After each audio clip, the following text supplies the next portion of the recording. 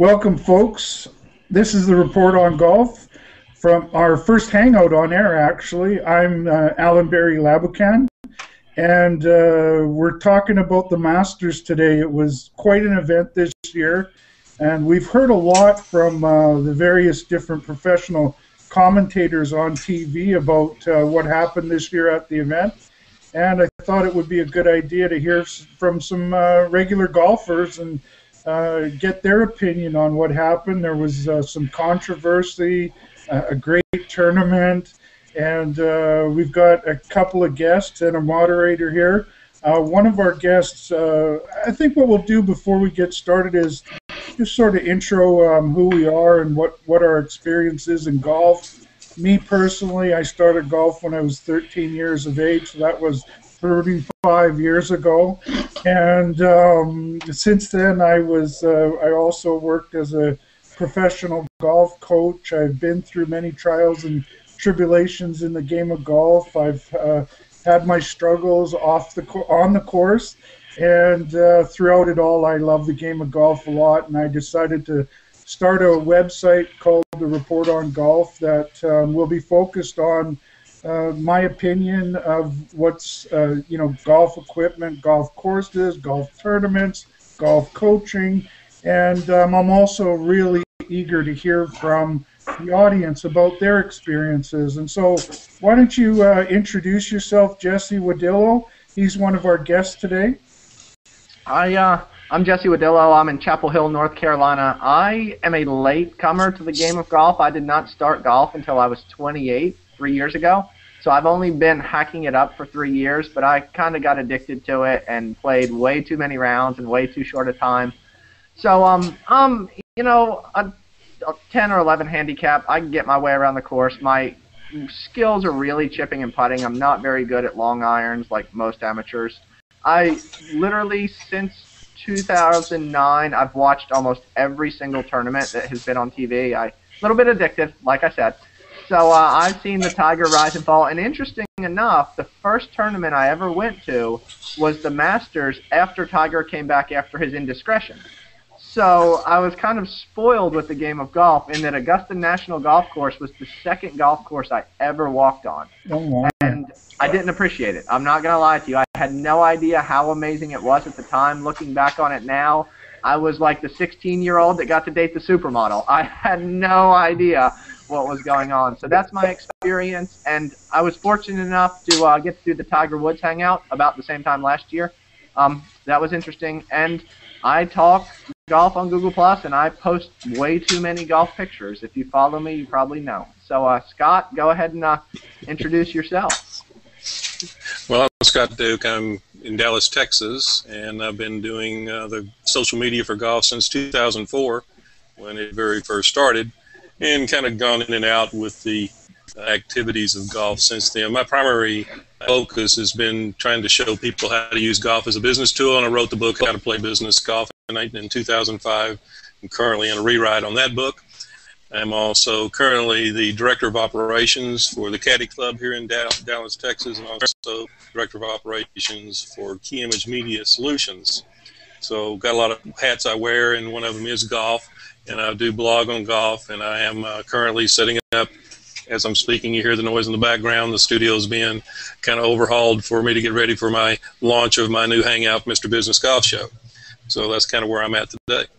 Excellent. Well, at the end of the show, I definitely want to get where folks can find Jesse and Scott. And our moderator is J.C. Kendall. I've sort of mastered the art of walking and chewing gum at the same time, but the idea of talking, hosting, and handling the camera work is a little above my pay grade. So our J.C. Kendall's our moderator for the show. Let's say hello, J.C. Hi, everybody.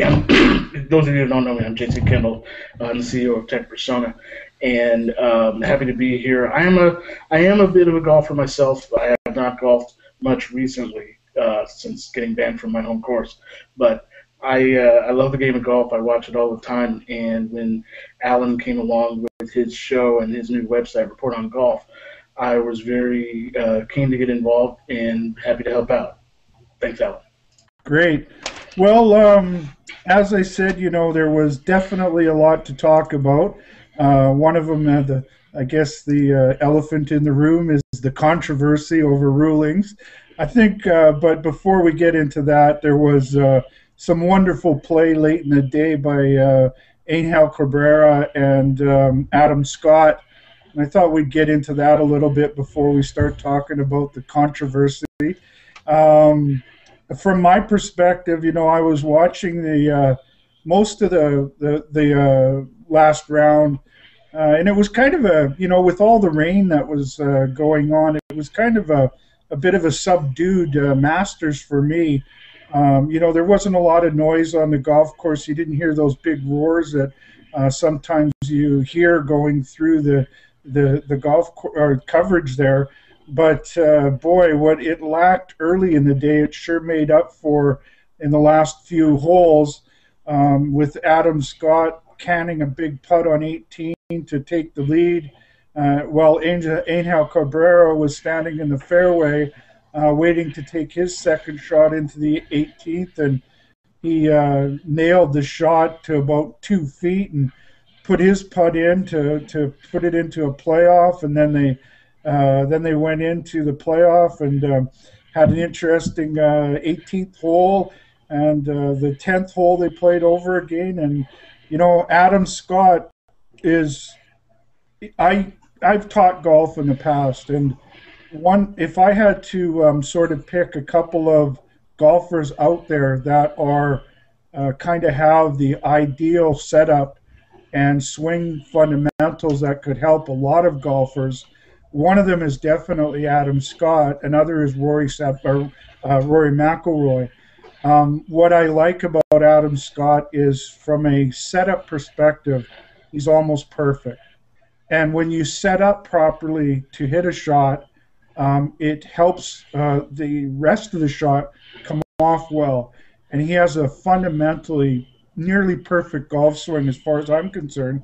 But what has held him back is his putting woes. And the putter sure didn't let him down on the 18th and then on the second hole of the playoffs. So I thought it was a great finish. Australia finally got their first Masters winner. And, that's what I sort of saw on the last day. What did you think of things, Jesse? Yeah, it's funny that you mention Adam Scott's setup, because it's almost too perfect. When they show it from behind, I mean, the angles are amazing. And I'll say this, as an amateur golfer, that is one of the things that I think that everybody should look at. Whatever your swing plane is, whatever your hands are doing, whatever, that setup, if you can do anything close to what Adam Scott can do, you can play in the 80s anywhere in the world. If you put the time in, yeah, and the practice in, certainly, and I would say even below the 80s, the setup has a way of setting. It's called the setup for a reason, and it sets up a lot of those angles you're talking about, the swing plane and if you add good rhythm, balance, and timing to that, you've got something really magical. Yeah, and funny enough, and I know Scott's a social media guy, when I watch golf, I have the smartphone in my hand, and I am checking Twitter, and I know Stephanie Way, and I know some of the major names in the golf world, and it was so funny because when Adam sunk that putt, the whole stream went crazy. Oh my gosh, that was crazy, and then literally not even 15 seconds later, Angel sticks it, and everybody was like, wow, like it was all but given to Adam Scott at that point. Everybody was like, oh, Adam Scott's going to win the Masters. It's over. And then Cabrera had something to say about it. Yeah, I mean, that was one of the most clutch iron shots I have seen in the last, it's definitely the most clutch iron shot I've seen in the last 3 years. And I think it's fun. Anybody who doesn't use social media, check out some social media profiles during these events. You'll get a totally different perspective on the game of golf. Even the players. Jason Duffner was tweeting the playoff. And obviously Jason Duffner was just off the course. So It was so funny. When they were on the 10th hole, he was like, the 10th hole is a high draw both shots. And, if you're not at Augusta or you've never been on Augusta, you don't know that the 10th hole is a high draw with both shots. And Jason Duffner was tweeting the whole playoff. It was really interesting. That's great. Yeah, no, I agree. I find myself in a lot of events, whether it's the Super Bowl or, checking on what's going on in social media. I think it adds another element to the event that we've never had before. And I'm with you, Scott, Jesse.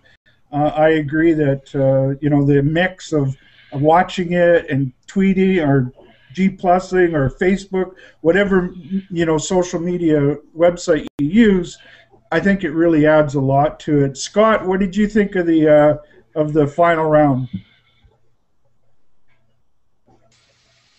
Sorry, had to turn the mute off.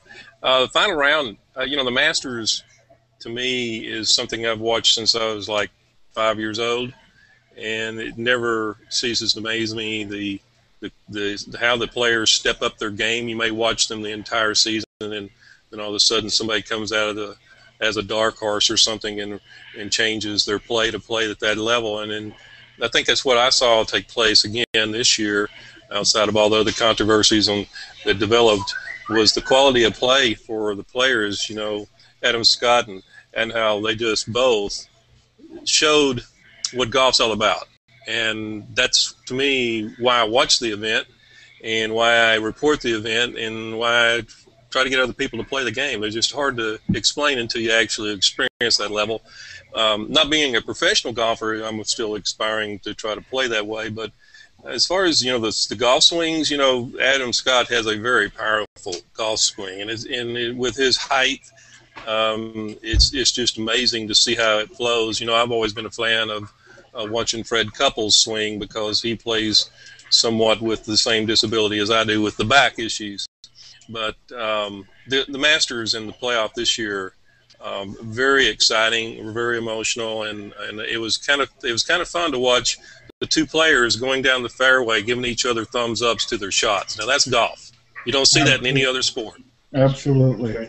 No trash talking there. They were, cheering each other on at the heat of the biggest event that either one of them would want to win in their lifetime. Right. It was another thing that was striking to me about when Adam Scott made the putt on the 18th. There's a term that no top golf pro wants to be called, which is the greatest player to never have won a major. And when he hit that putt on 18, it was it seemed like he kind of threw that cloak of the best player ever to win the majors off when he jumped in the air and he was screaming. It was quite exciting. I thought when he made that putt, I thought he had it in the bag too. And the shot that Angel Cabrera hit, man, that is one clutch shot into he basically had about a 3-foot landing area, and he just stuck it there. I thought that was awesome. Do you guys think that because of the celebration on 18 after they hit that first putt, then compare that to when he actually won the tournament? He had such a less subdued a more subdued celebration. Do you think he kind of something in his mind said, maybe I shouldn't have celebrated so hard so early after the 18th? Because even though he'd won the tournament, I would expect him to really let loose, and he basically turned around and thanked the caddy and walked over. I thought that was a little underwhelming compared to what had happened during the 18th. I think it was more a sense of relief on the 10th day. He literally, it was just like, I won it. I think on 18, I thought, that was the emotional moment. And that will be the moment everybody remembers. That will be the picture that we see all the time with him screaming and him, giving Steve Williams a high five, which I think that's the first high five Steve Williams has ever connected on in the history of golf. It's in plenty of practice, too. Yeah, he's very good at missing those high fives. But I do. I think he was more relieved after 10 than excited as he was on 18. Mm-hmm. Yeah, well, to make a putt like that on the 72nd hole, I can understand his excitement. That was a massive putt. I heard one of the commentators, and I think they said that no players ever sunk one of that distance on the 72nd hole to win the tournament. I kind of thought, well, didn't Marco Mira sink a long one to win the tournament? Or you guys remember that, Scott? I don't remember. No, I don't. I know there has been some long putts made, but I don't know if it was to win the tournament or not. Yeah. What did you think of the whole celebration, Scott? Well, I think it was rightly reserved. I mean, if you can play golf at that level and you can win that tournament, I wouldn't have batted an eye if you'd jumped naked out there. I mean, that's a great honor. That's for sure. I might have done the dance there, Gangnam Style. Yeah. I would have watched that one. That'd been the only Gangnam Style that I would have watched. Yeah, there you go. Well, I've done it before for JC's pleasure. I won't tell everybody why that arose, but it's become some of my victory dance, I guess, nowadays. Yes, and if you'd like the video, it's on the Tech Persona YouTube page. Alan's actually quite good at it, especially for a big man. So there you go. It's quite light on his big feet. Yeah, so, a couple things that I did also noticed was, on the late play there. What did you guys think of Jason Day's play? Looked like he was gonna get that thing in his back pocket, and he made a few birdies in a row there. Kind of made it exciting. Yeah, I don't trust Jason Day yet. I still don't. I mean, he's been there a lot, and I mean, he reminds me a lot of Brandt in that he finds a way to lose the big ones. I mean, he's been second and third quite a bit, and he's been in that final pairing. But there's always one shot that he hits, and Luke Donald used to be this way all the time, and he just hasn't been on the leaderboard lately. There was always one swing where you were like, Luke's lost it. I mean, he would hit it in a creek, or he would pull hook a tee shot or something, and I feel that way with Jason Day. There's still going to be that one shot on the back nine that is going to ruin his round, and until he gets rid of that, and I think every amateur golfer knows, that one shot can ruin your entire round. His just happens to come on that back nine when there's pressure.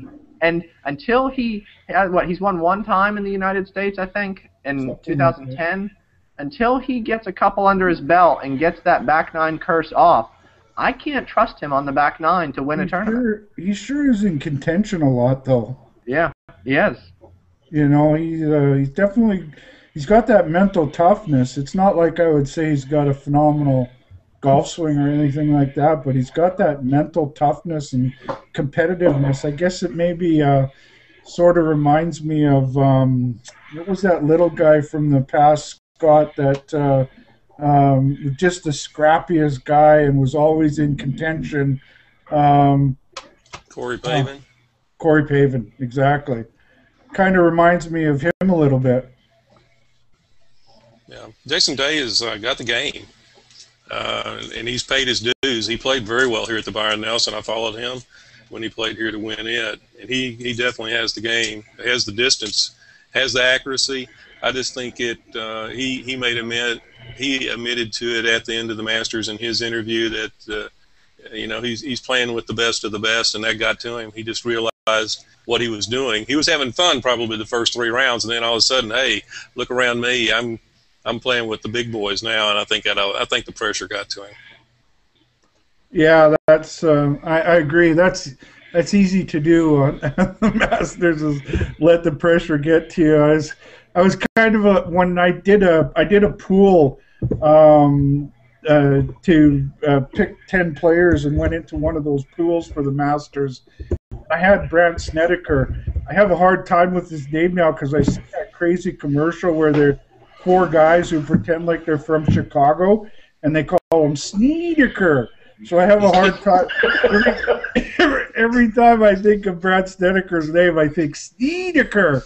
But I thought he had a good shot. What about you guys? I love Brandt Snedeker, but he's another one who's got to get over the hump. Funny enough, I have his exact putting stroke. I kind of pop the ball instead of putt the ball. and it is a putting stroke that is either amazing or terrible. There's no in between. I mean, you are either going to sink every putt you hit, or you're going to miss the easiest of putts. And when pressure is on, that type of putting stroke can look bad. I mean, we saw it. What was it, on 14 or 13? 14. He left a putt like 15 feet short.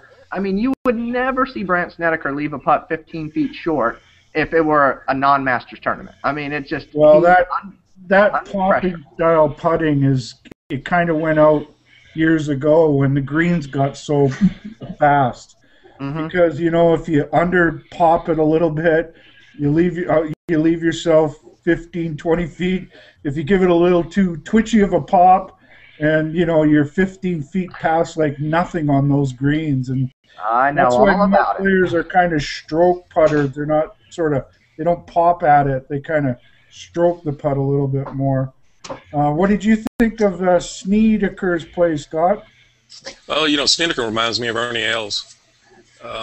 He has a free spirit, but then a serious spirit to him. He has a free-wheeling swing, and he's going to take the shot, and I like that in the golfer.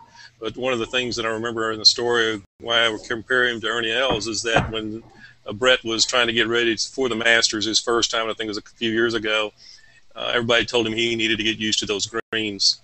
And so he did. He contacted Ernie Els, and Ernie Els told him there's the address of the house he needed to rent. And then he had to get about 2 to 3 years in advance to get that house because it had the best bathtub in the entire Augusta National everywhere. And that's where Ernie Els, when he won, he said he actually practiced in that bathtub putting. Wow. And that was his suggestion to Brett Snedeker.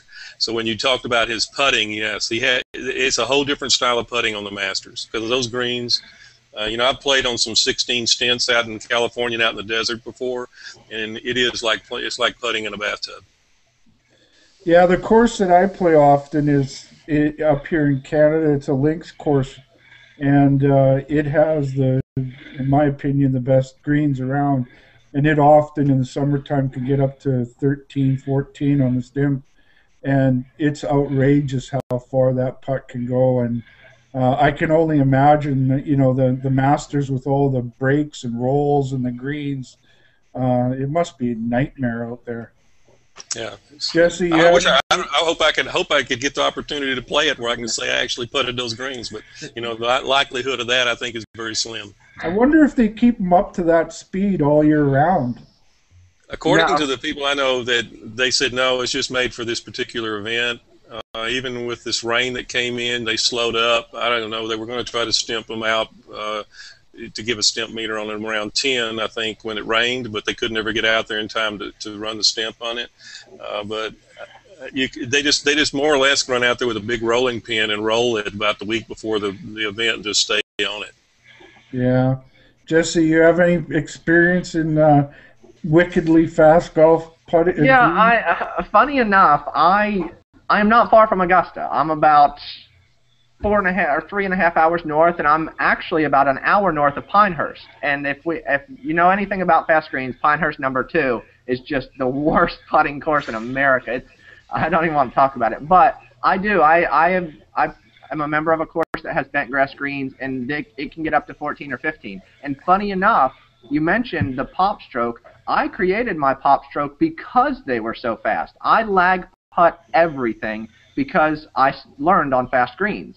So I pop stroke and I find a break in every single putt. So I pop stroke it, find a break, and know I'm going to two-putt. I try my best to have a second putt that is makeable. I'm not the guy that's going to run it by 9 feet for the comebacker. I hate playing golf that way. I hate, having double bogeys with 4 putts on a green. So, yeah, I have plenty of experience with those fast greens. Well, most people are worried about 3 putts, but I guess if you've obviously experienced real fast greens when you talk about the possibility of a 4 putt. Yeah. Well, funny enough, if you listen to some of the past coverage of the Masters, you will hear the professionals saying, I laid up on a putt. You absolutely have to lay up on the putting green because if you go right at the pin, you're putting it into a bunker. Yeah. Yeah, we for saw sure. it. I mean, we saw Tiger do it a couple times. We saw Ricky Fowler do it with a Or chip. right off the green. Yeah. Yep. Well, I think now we'll sort of lead into we had kind of two rules controversies at this year's Masters, and we'll lead into the big one because I'm sure we're going to have lots to talk about regarding the Tiger controversy. But the first one that came up was actually a young 14-year-old. I cannot believe I'm saying a 14-year-old amateur who subsequently won the low amateur award at the Masters. He was embroiled in a bit of a controversy as well. Not so much that what he did was controversial. I mean, players play slow, and they're chronically slow on the PGA Tour. I think that's one thing that kind of I find frustrating about the game. When I started playing in the 1970s, and back then, if you played a round of golf in over 4 hours, everybody was looking at you and giving you heck and telling you, hurry up out there, kid, or you won't be playing on this course. And I find that the modern players in the last 20 years or so have gotten progressively slower and slower and slower. And yet that slow play call is not made very often. The last time it was made in a non-PGA tournament event or non-major event was in 1995. But these pros are constantly playing rounds over 5 hours. And, I know the common refrain is, well, they're playing for a lot of money. I'm kind of a traditionalist when it comes to golf, and playing at a brisk enough pace is part of the game, because there are some players that it actually takes them quite off of their game to play that slowly. And so I think that it can work as an advantage to some of the players that shouldn't get that advantage, and that's why there is a slow play rule. And but what was unfortunate in my opinion about this was that they seemed to bring a 14-year-old kid who's just playing wonderfully at the Masters, Tiang Long Wan. I think I got that as close as I can. I hope this young man from China was just very impressive in the first couple rounds. And I thought what was equally as impressive was how he played after getting several warnings, because part of the process is that you get warnings from the official, and then eventually, if you don't pick up your pace, you'll get the penalty. What I thought was unfair is I don't think that they make that call evenly throughout with all golfers, because in the case of the Masters this year, the last 4 groups I heard played in 5 hours and 45 minutes. He could not have been the only guy playing slowly, but some 14-year-old amateur kid gets the penalty. What's your feeling on that? We'll go with Scott this time. What's your feeling on it, Scott?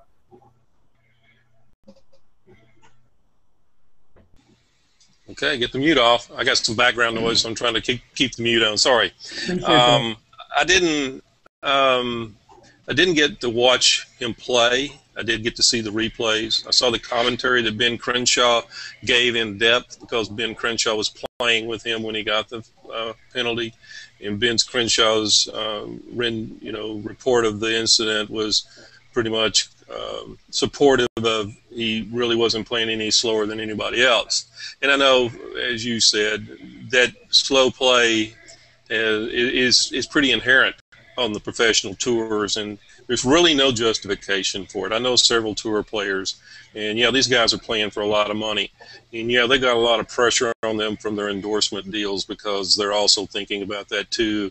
I've got to win this tournament to keep my contract, or I can't make my house payment next month, those kind of things. So they just let too many things get in their heads instead of just playing the game. And I think that's one of the issues, that being a professional and with there's so much money on the stake, that's the only justification for the slow play.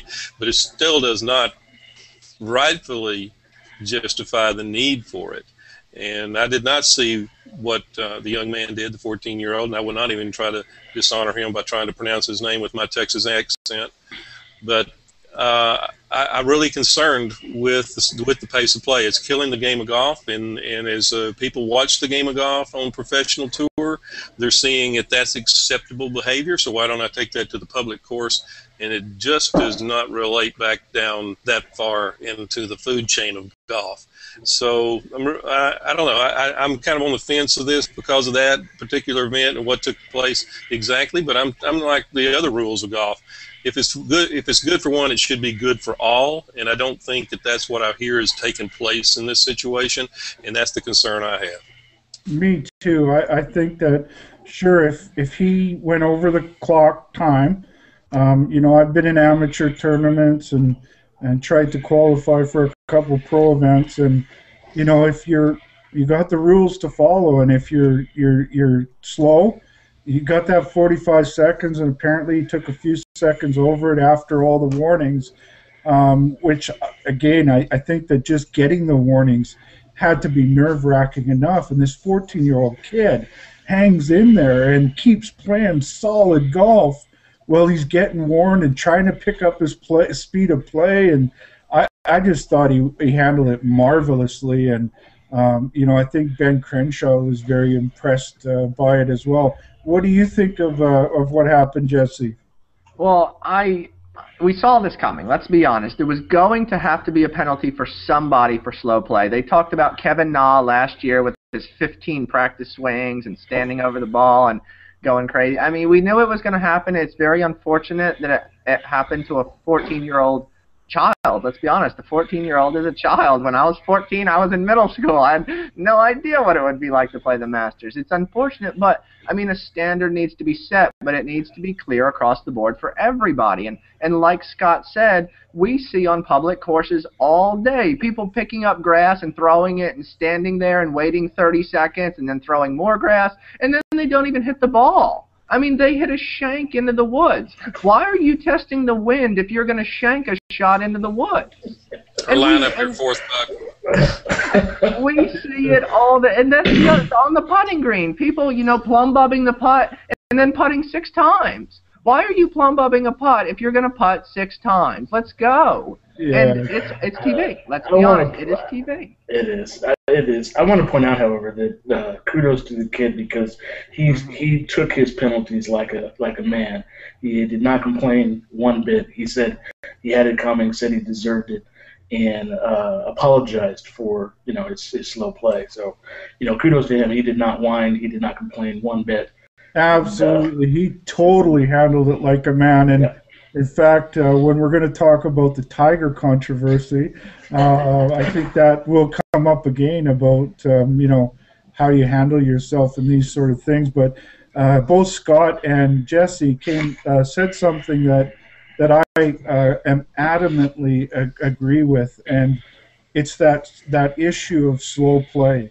The weekend golfer, the average golfer out there, they look at what happens on TV, and I think back in the day, back in the 70s, 80s, and beyond, before that, the professionals really understood that that what they do affects what happens on the average golf course out there, and with all the money involved, I think a lot of these players have just sort of don't care anymore, and they're going to do what they can get away with doing as far as time goes.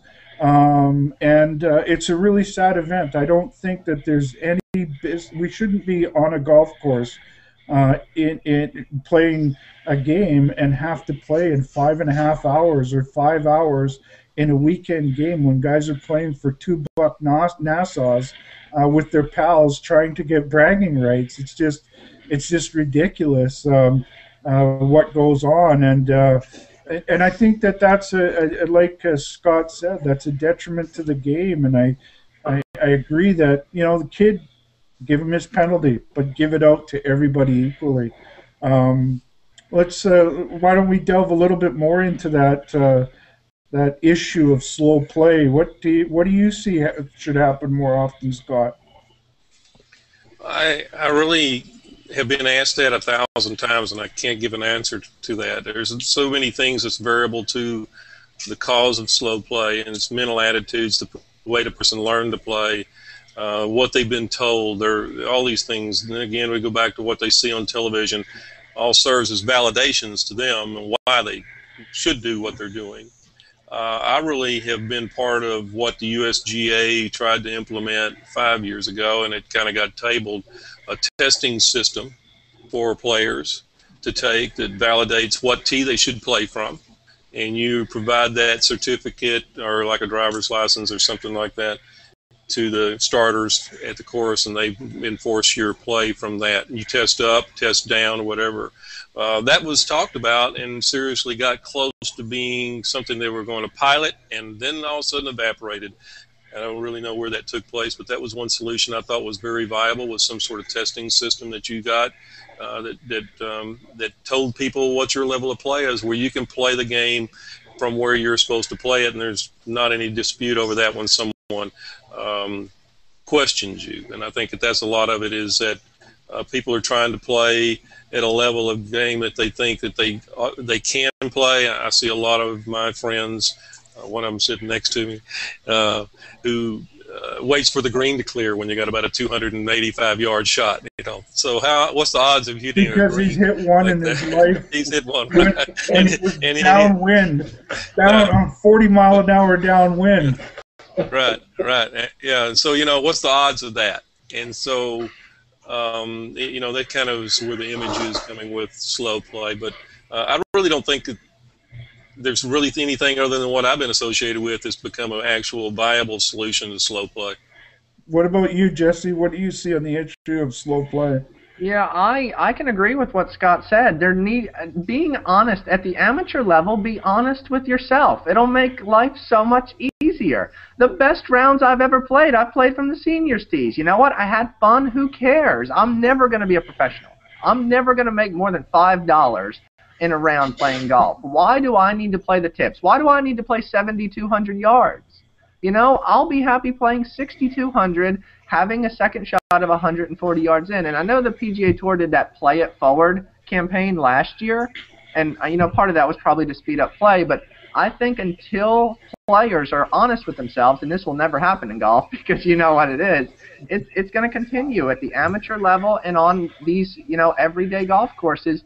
No matter how hard you try, there's going to be somebody who's 280 yards away with their second shot in, and they think they're going to hit the green, and then they top a 5-wood. Okay, but don't you guys think that if the PGA, if they would start penalizing the pros, if they start penalizing the big boys during some of these tournaments, let somebody lose their mortgage payment, Scott, let somebody, lose their fancy car or something over a rule. I mean, if it's a rule, enforce the rule across the board, whether it's Tiger, whether it's Phil or whoever.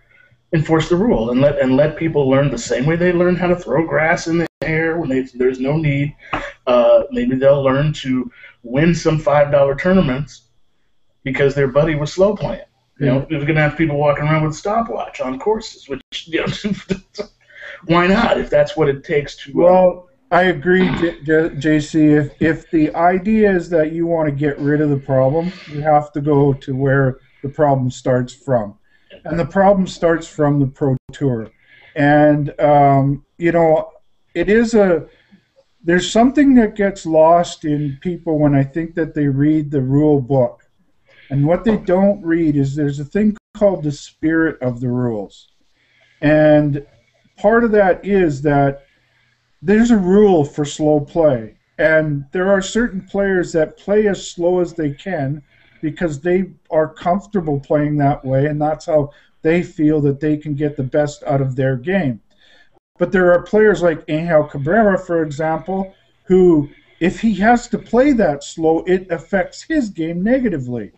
And so that's why there's that. That's one of the reasons why there's that rule there. Plus, there's the other part of the game, which is historically, people don't want to be on the golf course for 8 hours. It's a game that's meant to be played in a certain period of time. And that's why that has been part of the rules of golf forever.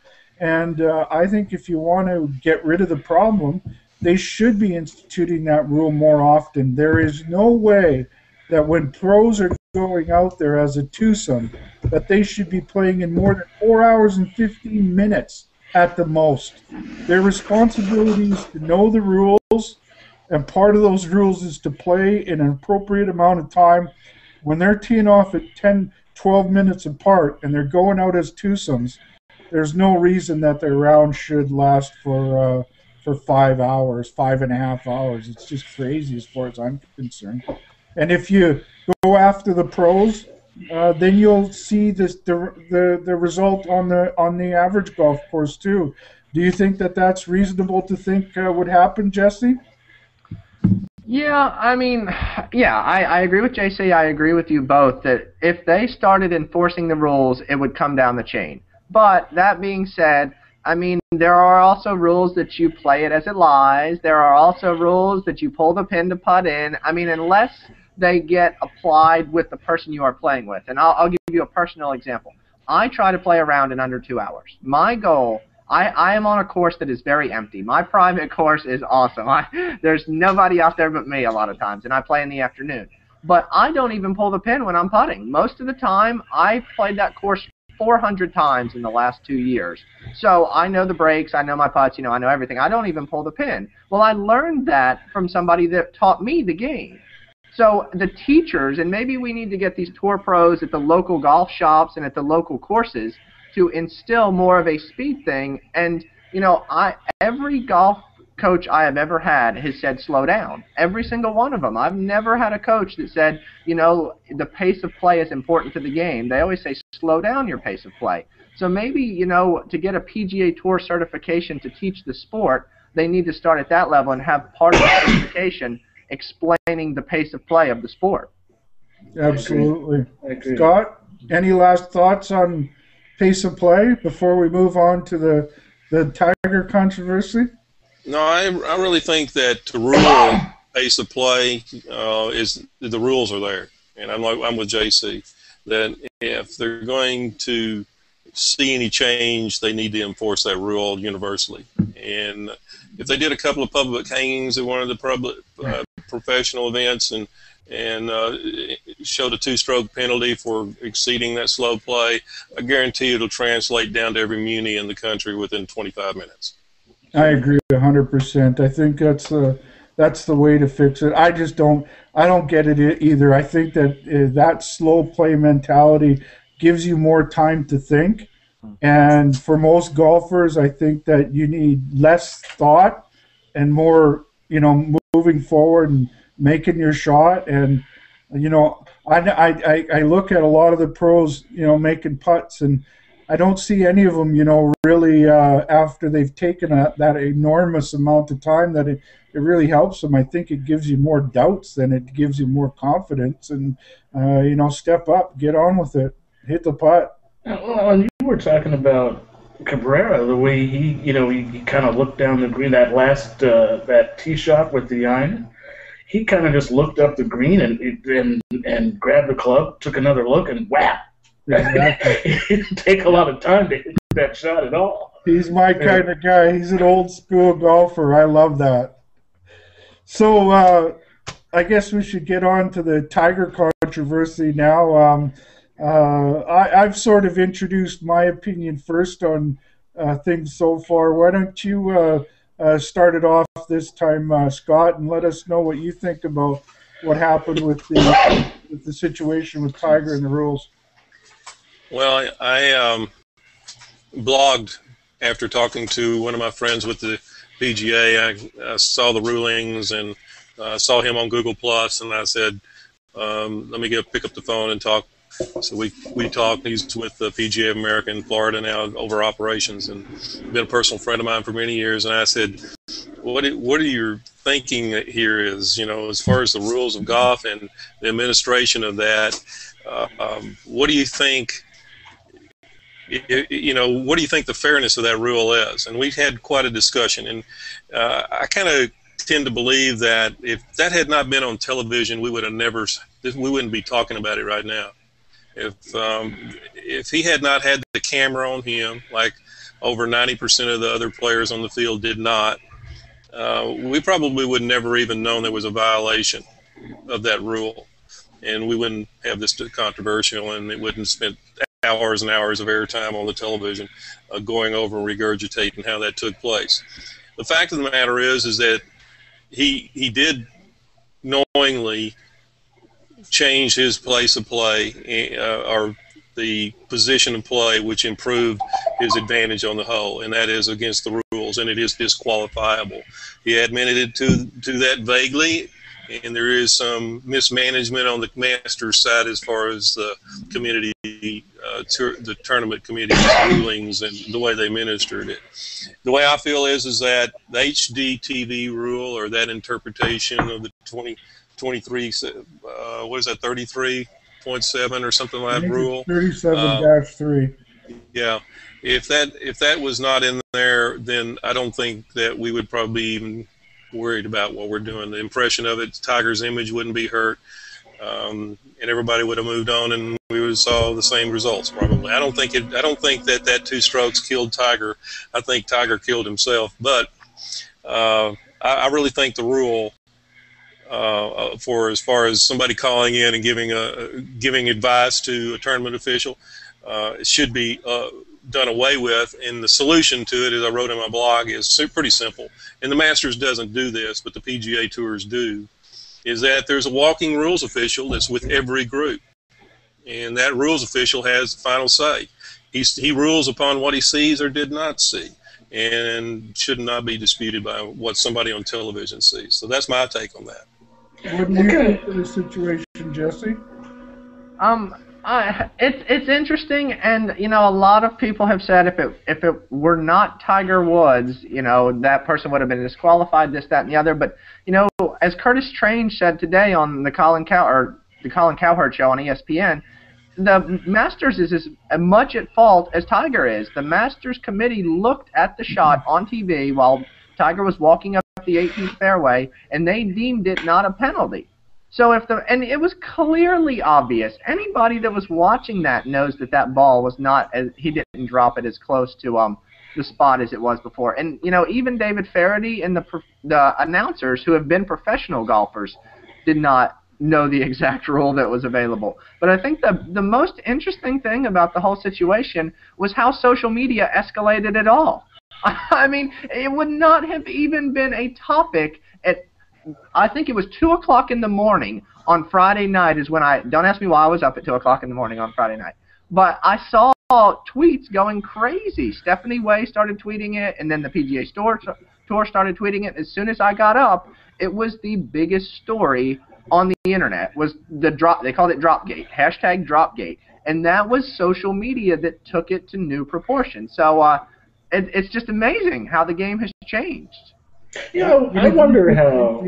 I wonder how it's going to affect Tiger Woods going forward to know that not only does he have to worry about tournament officials and the rules, he's got to worry about everybody sitting home with their television who's got a phone.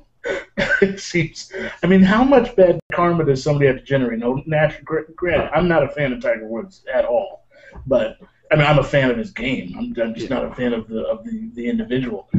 But to think how far he's fallen from from an esteem standpoint, to have this ginned up, in my opinion, just because he's not likable anymore. Someone decided I'm going to push this thing because they had ill will toward the guy. At that point, what are your sponsors saying when you're thinking that? Well, I guess Tiger's sponsors are pretty bulletproof, but I would be. I'd have maybe some personal branding for some amateurs coming up about how they might want to behave, because if you're going to start getting called out by spectators watching you on television, you might want to change up a few things. That's all I have to say about it. No, I don't think that he's being singled out. Other people, Paul Azinger, others that are well-loved people, there are people that are sticklers to the rules, and they want those rules imposed, and they're going to call in. I'm not sure that it's just Tiger. I'm a little more, let's say, a little more harsh about this situation, simply because I've been a long-term golfer. I've played the game to a pretty high level at one time, And the honor of the game and the spirit of the rules means a lot to me.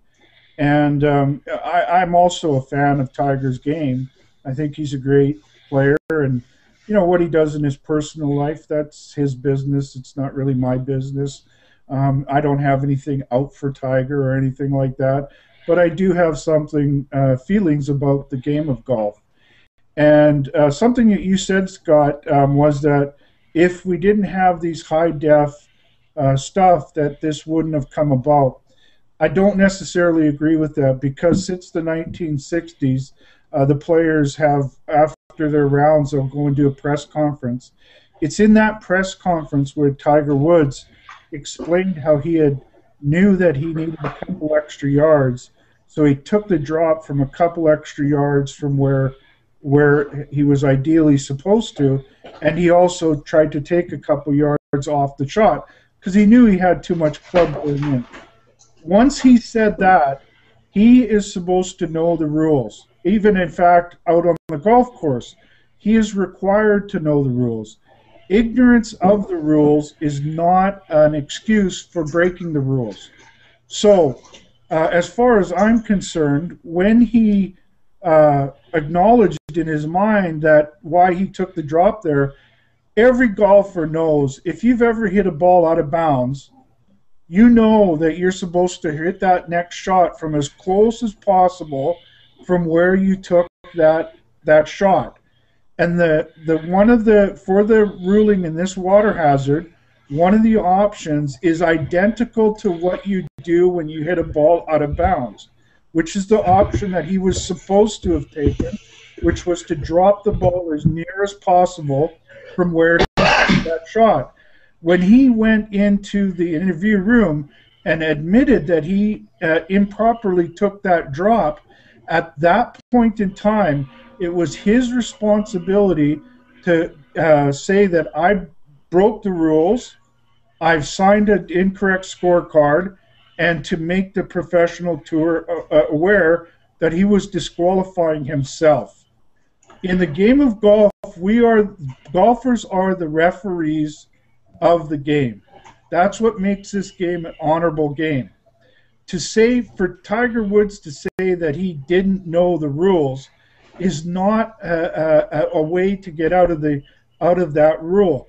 Even if the committee had said that they reviewed it and deemed it not to be a rules violation, and then he was able to get out on this 37-3 rule, which is put in place because of the ability for television viewers to call rules on players, it was still his responsibility. Once he recognized that I took an improper drop, I signed an improper scorecard, I should disqualify myself. Well, maybe next time I come down on it. Maybe next time they should have Tiger play with the 14-year-old Chinese kid. Everything will stay on the up and up. And I think, just going back for just a second, I think I agree with you, Alan, as far as the rules are going, and my comments were primarily about what Jesse mentioned happening on Twitter. I don't think there would have been 100,000 tweets over Paul Azinger making that mistake. And that's kind of where I was. Absolutely. Yes. Going with that. We've only got a few minutes left, so do we have another topic, Alan, or are you going to... Did you guys have some more to say about the ruling? I thought I went to my club on Saturday and everybody was asking me my opinion, and at that point in time, my feeling was, well, he either got away with breaking one rule or another rule, and he got away with only getting penalized for one of those rules infractions. And therefore, I thought, even if he could get through on the gray areas, he should have withdrew. What was your feeling, Jesse? I honestly, I just wanted to see the economical ramifications of what would have happened if he did. And I think we all knew that he was not going to withdraw. I mean, after, we found out that he got summoned to Augusta National Golf Club and he got slapped on the wrist, it was pretty much he wasn't. But I was actually monitoring prices of the Sunday round on Craigslist to see if they would plummet or go up. And, they were like $2,500 a ticket.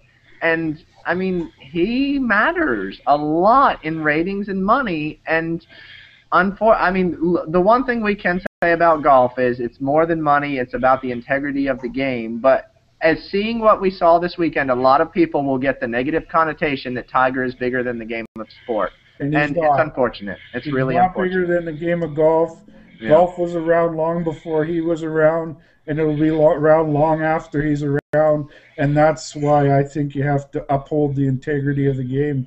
What's your final feelings on it, Scott, on Tiger game?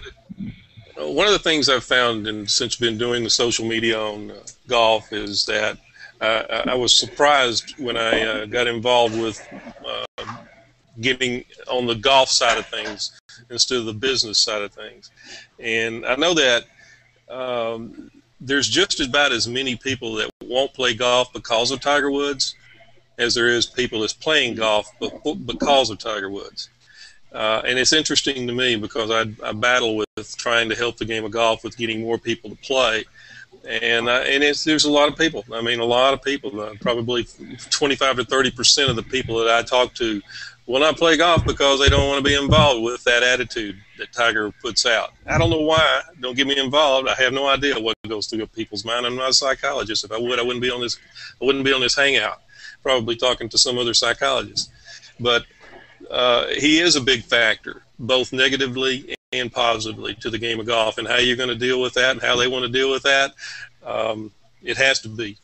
And I come with Jesse is that he plays. He's the 900-pound gorilla in the golf industry right now, and he persuades a lot of people to buy a lot of golf products. And so you have to be very conscious of that, and that's where golf is today. Whether or not the Masters was based upon their decision because of that, I doubt it, because I know how the Masters attitude is. But probably they did get a couple of phone calls with expressing what the ramifications would be if Tiger was disqualified. So who knows? We will never know. But that's the way I see it. Yeah. Let's wrap it up. We're getting really tight here on time.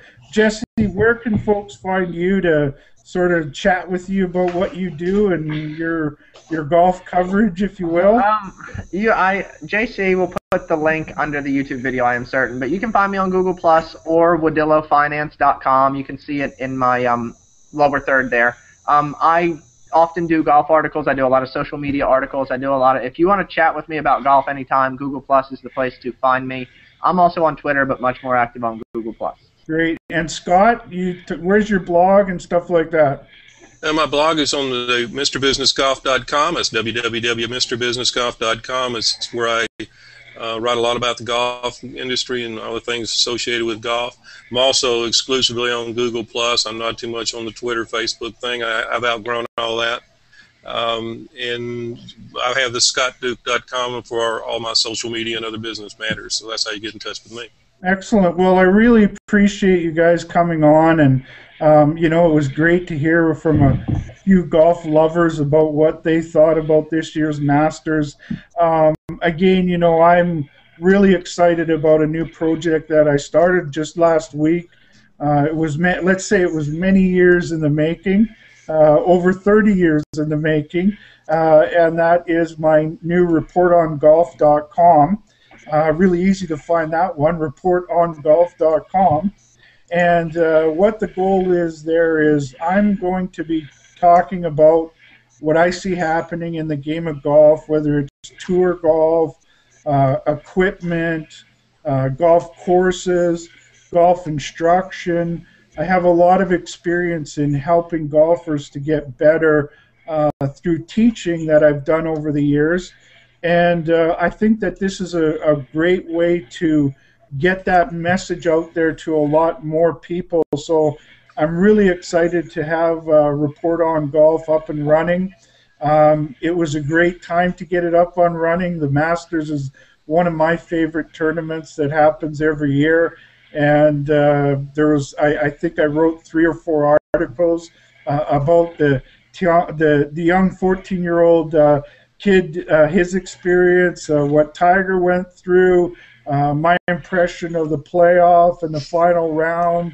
And I'm going to continue to write articles, do hangouts like this, and talk about the subjects that I love about the game of golf. And I hope that all of our viewers get a chance to check out my website and come join us for future hangouts and stuff like that. On that note, I think we're done for today. You guys all have a great day, and enjoy the next time you go out to play a round of golf. Thanks for having us, Alan. Thanks for having me.